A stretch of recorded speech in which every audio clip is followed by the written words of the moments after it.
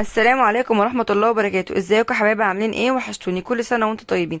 بما ان الدنيا بقت غالية قوي، واحنا بنعمل معجنات كتير في البيت وبنعمل حلويات كتير في البيت ومعناش نجيب سمنة بلدي، وبنشتغل كتير مننا بيشتغل بالسمنة المهدرجة او السمنة النباتي اللي هي بتتباع في المحلات والكلام ده كله، اذا كان كريستال، اذا كان جنة، روابي، الكلام ده كله. بس صراحة انا برجح جنة او كريستال بصراحة.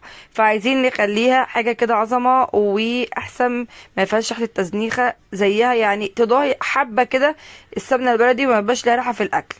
تمام، لان السمنه الهولندي بيبقى لها ريحه تزنيخه كده. فاحنا عايزين نروح شيله التزنيخه دي منها. نعمل ايه؟ تعملي ايه يا ماجده؟ هقول لكم. انا كانت جدتي الله يرحمها ويسامحها كانت بتعمل ايه. كانت بتجيب معلقتين دقيق على معلقتين ميه، معلقتين دقيق على معلقتين ميه يا ماجده. بقول لك سمنه، بقول لكم والله، اسمعوني بس الاخر. هقلبهم قلب قلب قلب وعملتهم عجينه خفيفه بالمنظر ده، وهبدا انزل على السمنه بالمنظر دوت بحته العجينه. وبعدين يا ماجده انت كده بوظت السمنه، يعني كده ضيعت فلوسنا. لا والله العظيم، اصبروا للاخر وهتشوفوا. بصوا بقى، انا دلوقتي لما حطيت حته العجينه اللي انا عملتها خفيفه دي على السمنه، السمنه لسه بادئه تسيح. هتبدا السمنه تسيح وتتقدح وتغلي. طب وبعدين يا ماجده، بوظتيها ولا لسه؟ لا لسه، ما انا جايه لكم اهو، استنوا. انا عمري بوظت لكم حاجه؟ ده احنا على طول بنظبط الحاجه البايظه. هدني اسيبها لغايه ما تفك وتسيح خالص، وتبدا ان هي تعمل عجين. كأن بصوا العجينه بقت ايه، بتتحمص اهي كده. بدأت العجينة اللي بتتحمص دي تشيل اي ريحة في السمنة، اي طعم مش مستحب، الكلام ده كله بيبقى بتشيله ايه، العجينة اللي هتتحمص في قلب السمنة اللي بتتقدح.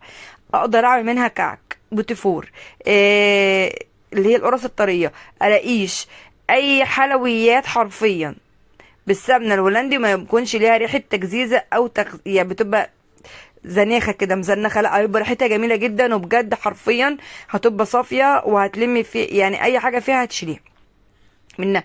طب انا كده يا ماجدة هعمل ايه بعد كده؟ انا كده تعتبر العجينه بدات معايا تتحمر خالص وانا بقى ذهبي. هعمل ايه بعد كده؟ هبدا اني انا اصفي العجينه. هتصفيها ازاي يا ماجدة؟ عارفين المصفى اللي احنا بنصفي بيها يا حبايب قلبي الزيت؟ مثلا لما يبقى عندي زيت فيه رواسب او الكلام ده كله وعايزه احمر بيه حاجه تاني، حمرت بيه مره وفيه رواسب وعايزه احمر بيه مره كمان، هو ده. همسك المصفى الضيقه وهبدا ان انا اصفيها، وبقت بالمنظر ده. انا صفيتها وشلت العجين كله طبعا رميته، وبقت ريحه السمنه ما شاء الله قلب الدنيا.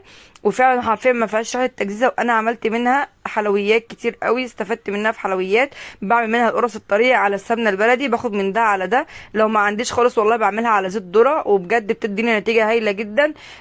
لو وصلتوا لغايه هنا، مش اشتراك في القناه وتفعيل الجرس. كومنت حلو منكم، دعوه منكم ليا كده ان